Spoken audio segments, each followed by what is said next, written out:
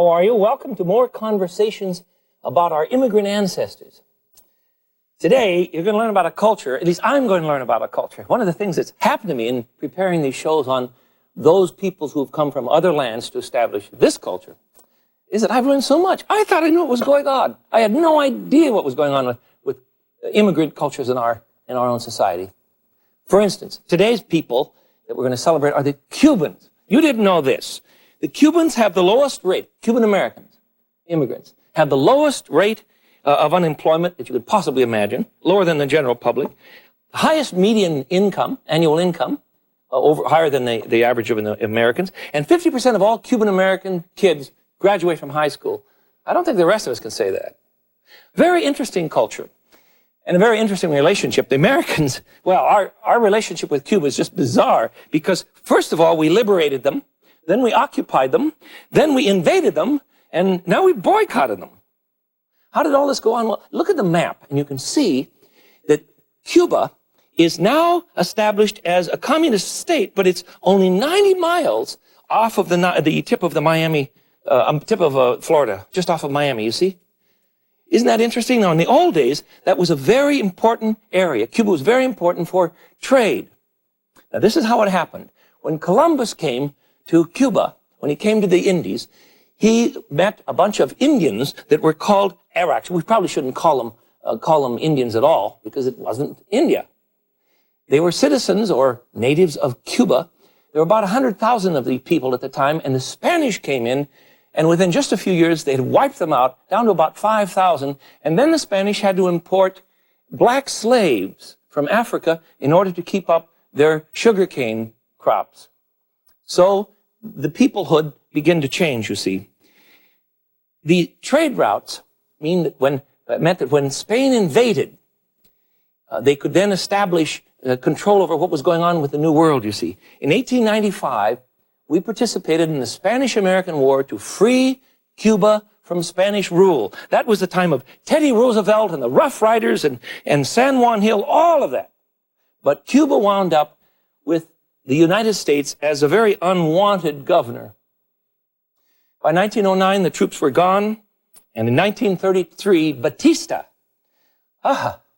took over, and he became a wild dictator. And it was Fidel Castro who, in 1959, freed Cuba from Batista, along with Che Guevara, one of Castro's friends and cronies.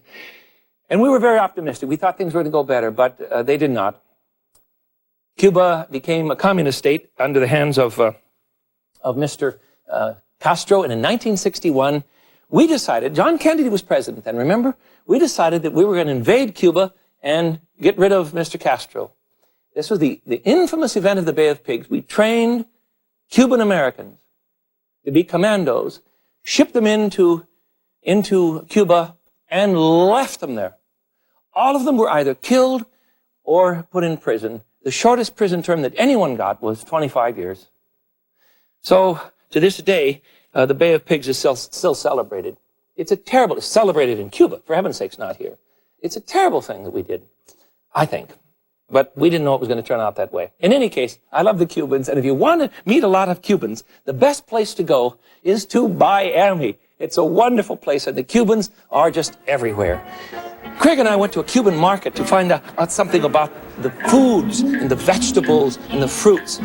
Beautiful fruit, beautiful melons, and things that we hadn't seen before. For instance, there are, well, these we'd seen. She's just getting some plums, but there are root vegetables, yams, and look at the size of those papayas. And these are donkey bananas, donkey plantains. They eat a lot of bananas. Beautiful fruits and things that are brought in from Cuba or Costa Rica or Colombia. Stuff's all year round. These are the root vegetables I was telling you about. Yams and yucca and all sorts of things that are, look at those. Those are bananas or plantains that have been allowed to go a little ripe, but they're still eaten. Here's a donkey banana. Those are great sliced and pan-fried. I'll show you how to do that. And this I could not believe. I'm about to slice into a mammy. A mammy. This is a very interesting melon. It has the texture, I think, of a very ripe avocado, but certainly not the color. And the flavors, a mixture of of perfume and the Cuban nights and a wonderful dish. It's just, wow, it's wonderful stuff. Just delicious. Here in Miami, you can also, at this particular market, buy a deep fried shrimp. One shrimp, look at the size of that rascal, and it goes into a big sandwich. This is a Miami police officer of Cuban extraction. I wouldn't tangle with that guy. And he's having a tamal, not a tamale. Same thing as a tamale, but it's a tamal, a Cuban style. Here is a monument to the Bay of Pigs, right in the middle of town, and the eternal flame is going all the time to help us remember those Cuban Americans who tried to free Cuba and who were killed or imprisoned. Well, let's get down to the food. That's really the best way to understand the culture. I'm convinced of that. And this is La Teresita restaurant in Tampa. And it's a wonderful, wonderful place. The food, look at these people. And the wonderful things they eat. Here's the boss showing us how to make a Vaca Frita. Vaca Frita means fried cow, right? He pounds out a flank steak that he simmered the day before, sprinkles it with a secret concoction, which I have and I will share with you, splashes it with some imported Spanish cooking sherry, and then fries it on a grill. This is one of the most wonderful things. That's flank steak. It's being cooked now the second time. You understand, it simmered first. And he cooks it with onions and green peppers. Come on, get them. There they are. I knew they were there somewhere. Brown those a bit, and it makes a wonderful lunch. I was anxious to have that. A little oil on the meat, brown those, and just kind of bring them back up to temperature, you see, because the meat's already cooked. It's very, very delicious. Vaca Frita. Now, this is a Cuban delight. This is a Cuban sandwich. Now, watch him closely. Cuban bread is a little bit softer crust than French bread. Mayonnaise. This guy's made 1 million of these. Mustard. Now he's going to put some boiled ham. Time magazine said that La Teresita makes the best Cuban sandwich in all of America. Well, I can believe. Now, the salami he's putting on is strictly optional. And so are the dill pickles. But the pork is not. Pork roast goes on next. I'll show you how to do this at home. It's really great fun. Roast pork, and then finally some Swiss cheese. Now, so far you're saying, okay, so it's a sandwich. Well, I admit that, but watch what he's going to do now. He's going to put this together, and it goes in a press. And I cannot find one of these presses. If you know how I can get one, why call me, will you? A little butter on the outside. Now watch him. He's going to crush this thing to death in this enormous press, a sandwich toaster. Watch him. Squunch. Now, what he comes up with, what finally comes out, there you go, looks like a sandwich. Channing ordered this. Looks like a sandwich run over by a truck. See it? Look at it. But he's convinced it's terrific. Craig and I joined Channing for some more lunch. Craig with caldo gallego. I had a black bean soup, and Channing had a Spanish soup. Channing's my son, by the way. Spanish soup of garbanzo beans. Here's the bean and kale soup, the black bean soup, and I think perhaps one of my favorites, the Spanish soup with the garbanzo beans. Here it is. Channing's checking it for lost bottoms, I think. There it is. What's he think? All right. Now, here's my Vaca Frita. See, it's served with a little bit of lime. And I have a bowl of black beans and some fried plantain. Channing is having a beef steak cazuela, or cooked in a casserole. And Craig is having a pot roast filled, where is it, Craig? There it is. Stuffed with chorizo, or sausage. So we're trying them all. It's wonderful, wonderful food. Now, watch this. He's dipping toast in milk mixed with coffee. That is Cuban eating. Wonderful. The coffee thing threw me. I was really surprised to see that, but evidently you just can't have a good breakfast without coffee and milk cooked together in a big pot and then served with toast that they make in that big press. So that's kind of a garlicky flavor to it, I think. Pretty delicious. Black beans, first of all. These are very easy and absolutely delicious. We have a pound of black beans soaked overnight in ample water. Now, you see how they swell up when they're... Look at my hands, too. Isn't that interesting color? Well, this is the size of the bean. Sometimes they're called turtle beans. Turtle beans. But soak them overnight, a good pound of them, then drain them, put them in the pot, and add the following. Let me get some room here, because this is just basic to Cuban eating. All right, black beans, 1 pound, soaked overnight and drained in the pot. Then we're going to add 4 cups of good chicken broth, and I made this myself. But please, I don't want you using bouillon. It's nothing but salt. And even the salt is questionable. Then we want to add a green pepper. And I like to, when I cut up a pepper, I cut it, ouch, that's not very sharp. Just let me show you something. Let me show you something. Keep your knife sharp two ways. One, the old classic method is to use a steel. And the steel is so, you see? Good knives, and you stroke down the steel.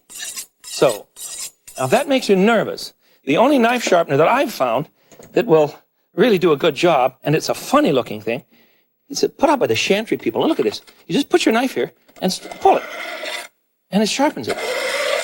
About 3 times. Yes, and I always check with my finger. Always. That's all right. All right, that's going to work fine. Now, cut the peppers down straight. Then you can core it very quickly, you see. There we are. Get rid of the seeds are really not necessary to the dish. I don't think they have a particularly good flavor. And then hot peppers, you know. Hot peppers, they're obviously very hot themselves. Get rid of the seeds and you got rid of most of the heat. All right, a pepper. One good red pepper. A great green pepper, sweet bell pepper. Not a hot one, just a sweet bell one that you know, the regular kind. And let's see, we have some ham hocks. I heard that. If you are Cuban and you're saying, hold it, that's illegal, well, there are 2 schools of thought here. Some people like ham hocks in their Cuban beans, and some do not. I happen to like that, so it's all right. Beans, pepper. Now then, we have a couple of good onions, chopped up. Here's a plain yellow onions. And I want to add, a few ounces of pork fat, you see, of salt pork. Just cube it up, about half a pound max, and put it in. A little less if you want. If you want to cut down on fat, you eliminate a lot of these things. And use just lean ham, for instance. That would be good too. And it'll cut down on the fat. Now, the seasonings, which I have to check on here. Let's see, we need 3 cloves of garlic. I won't have time to crush that up, so I've already chopped some up. 1, 2, 3 cloves of garlic. This is so easy to make. It takes 2 hours to cook, though. That's earlier today when we were cooking and preparing for your coming, one of my cooks, Big Don we call him, said, is all Cuban cooking takes so long? Well, remember, all of our immigrant groups had time in the old days to cook from scratch. And they did. It isn't just the Cubans. Everybody did the same thing. The Germans and the Norwegians, it's in our culture where we don't have time to eat that we feel we don't have time to cook. One sin is as bad as the other. I'm done with it. All right. We need some, some paprika? About 2 teaspoons of paprika. You sure I've got the right one? Sometimes if I grab a bottle and it's cayenne, oh boy, are we in trouble. Cayenne's very, very hot. And we need some cumin, about 3 teaspoons of cumin to flavor the pot. This is ground, fresh ground too. I like it fresh ground. All right, well, that'll be good. And let's see, a little chili powder, just a tiny tad. Maybe a quarter of a teaspoon. That's just a pinch, you know. Large pinch. Yeah, that'll be plenty. That's fine. And finally, a couple of bay leaves. That's all we need. Now you simmer that. Whoops, good Lord, Smith. Boy, you'd think this show had a budget, the way I'm cooking. Bay leaves are not expensive, and you've heard about people saying that you must always take the bay leaf out of a pot or you'll choke and die on it or something like that. If you want to crush them up, fine. I just remove them. It's not a big deal. I just really don't care. All right, now, put that on to simmer for about 2 hours. And at the end of 2 hours, this is what you get. Isn't this fun that I just have this ready and I can just pretend like I've been cooking it for 2 hours? Here we are. Now, one last ingredient. Hope I've got the right pot. Ah, I do. See, that cooks down beautifully. And it's a wonderful, wonderful color. Well, it's black. It's black is what it is. Now I want to add, see this? See the beans, aren't they gorgeous? I want to add a couple tablespoons of red wine vinegar. And then I can serve it.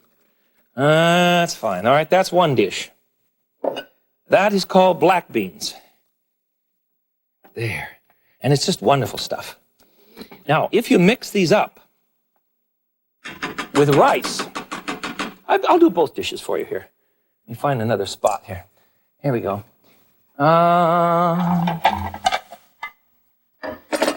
Here's some black beans, which is a classic part of the meal in Cuba.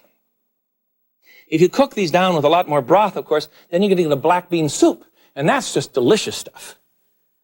Putting this on the red portion of the colors for the Cuban flag. Interesting, they're red, white, and blue, just like our own. And they're very close, and just south of them is a Commonwealth state, Puerto Rico. And it's further south than Cuba. And that, I don't want to use the word belongs, but anyhow, there are people. I hope they wind up with statehood. We'll see. It's fun to watch the world, isn't it? Now, mix some rice up with this. Plain white rice. And we have, the name is more fun than anything else on this one. We have something called the Moros y Cristianos. White rice. There we go. Let me put some beans in that here. Here we go.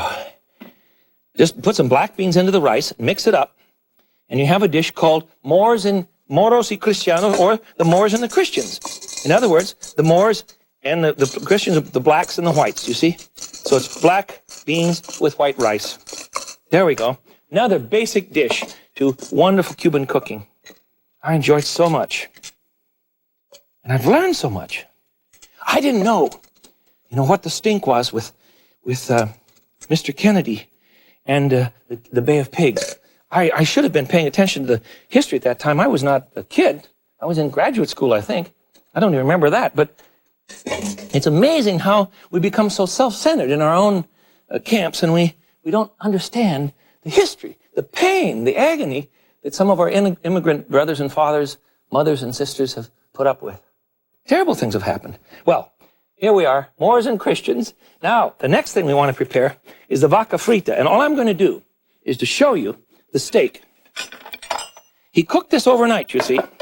I cooked this overnight. He cooked this in water, along with a bay leaf or two, some peppercorns, a bit of parsley if you like, and then he pounded it out. He chilled it overnight, and then he pounded it out, thusly, you see. And you can flatten this rascal out. I don't have time to do that for you. But the seasoning, that's the secret. Let me show you. And it's easy to whip one up.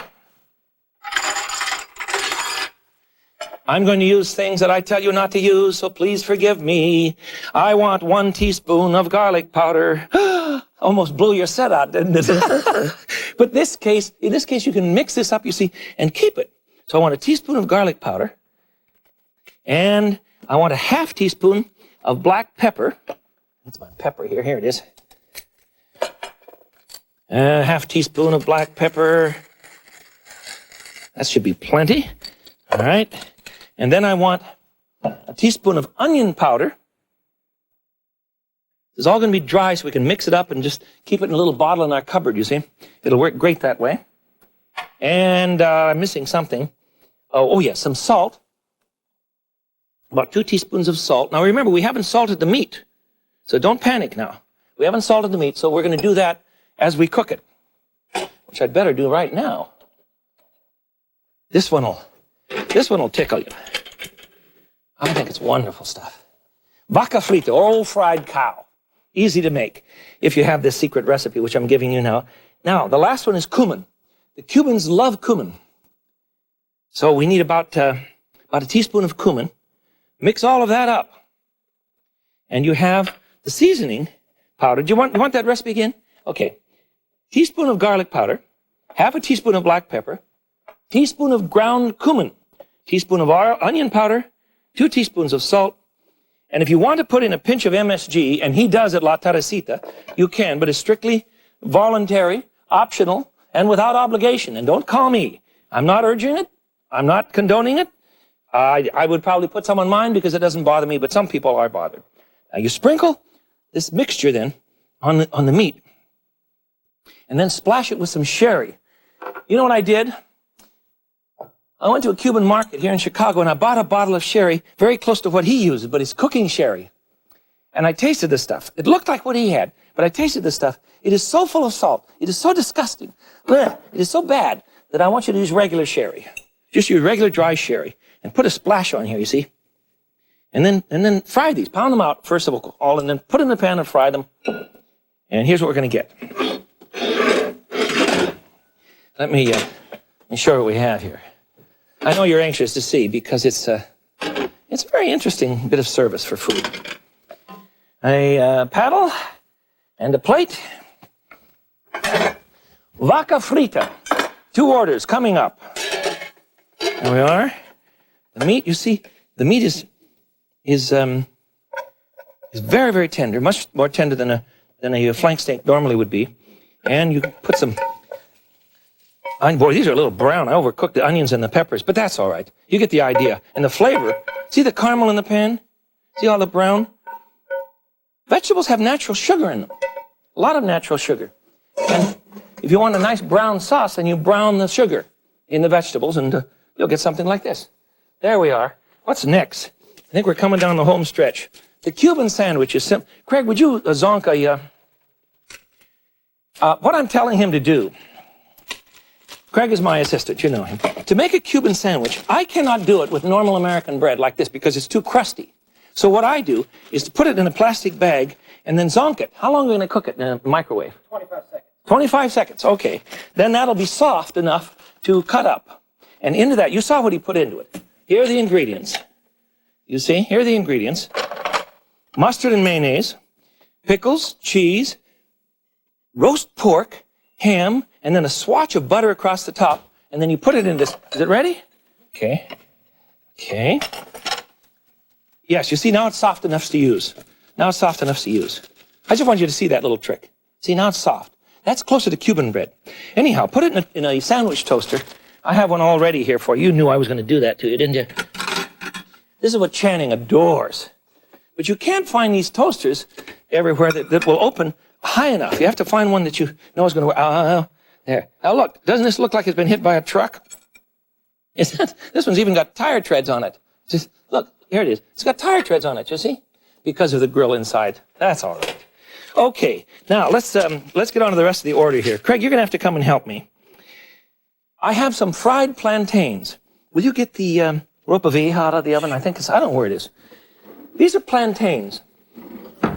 This is a riper one. This is a green one. And here's some red bananas. These are all common in the Cuban diet. And they're really interesting. What you do is to peel these and fry them. I need just a second. Okay. I want to get this up first. You fry them. And look how delicious they are. Where'd my spatula go to here? Look how delicious these are. We'll just put some alongside of our flank steak, Vaca Frita, you see? Fried plantains. Very interesting bit of food. And there's another one here. This is great fun. This is great fun. This one is called, I hate to give you the name, but it's so funny. This is a pot roast cooked to death with some tomato and garlic. I'll give you the recipe in one of the cookbooks. That's the cheapest way for me to get recipes to you, you know. The cheapest way possible. This is called old rags. Look at this. You debone it and tear it up, mix it with some seasonings, common over rice. Oh, that's good stuff. Is that too hot to handle? Yes. I should have known it would be. Let's put that here on the top of the red, white, and blue for Cuba. Cuba, I think it's pronounced properly. Cuba. Old rags. It's wonderful. And we have some yellow rice and chicken. Will you get the yellow rice out and I'll get the chicken? Here it is. Now, yellow rice is very common, and it is colored. As you cook it, you color it with oil made from annatto seeds. You ever seen these? Get some open here. These little seeds are mixed with hot oil, little red seeds, you see? And you get this beautiful oil that colors. Oh, I admit it takes the place of saffron. That's the real thing that they used to do with the Spanish, you see. Here's some beautiful Spanish saffron. That's about $100 worth, I think. Isn't that disgusting? Are we still on? No, it is frugal. Can you believe this? It isn't the most expensive. On your show, I believe anything. Yes, you should. It's the most expensive herb in the world, I think. All right. You got some yellow rice out for me? Sure. Now. Some chicken on there. Okay. This has a bit of red pepper and some peas in it. Yeah, put some chicken on, Craig. That's great. And I'll see what's left. Oh, I'll get the flan if you'll get the lamb shanks. Just put them on with your fingers, for heaven's sakes, man. That's all right. Oh, they're hot. Are they? Really? That's fine. That's plenty. That's fine. Isn't that beautiful? This is a common Cuban dish. Now, I'll get the flan. This flan is a gift to us. That is to say, the recipe, a gift to us from Rosa Capistani, who comes from Cuba. and she's the most wonderful lady. She's in Tacoma, an old Cuban friend. There we have a Cuban meal. Look at the lamb shanks. We'll just set them right up there. Lamb shanks. There. Lamb is very popular in Cuba. Now, what we tried to do today is to talk about the red, white, and blue of Cuba, the land that we've liberated, occupied, and now boycotted. The Cubans began coming here a long time ago, but after 1950, after 55, many began to come. So now we have large communities of people who love foods like this. Black beans that are just delicious. Christians and Moros, black beans and rice. Flan, Cuban sandwiches, old rags or old clothes, and of course, yellow rice and Vaca Frita, because it's Cuban. Have dinner with some Cubans soon. You'll be surprised. It's wonderful. This is the Frugal Gourmet. Till I see you again, I bid you peace. Bye-bye.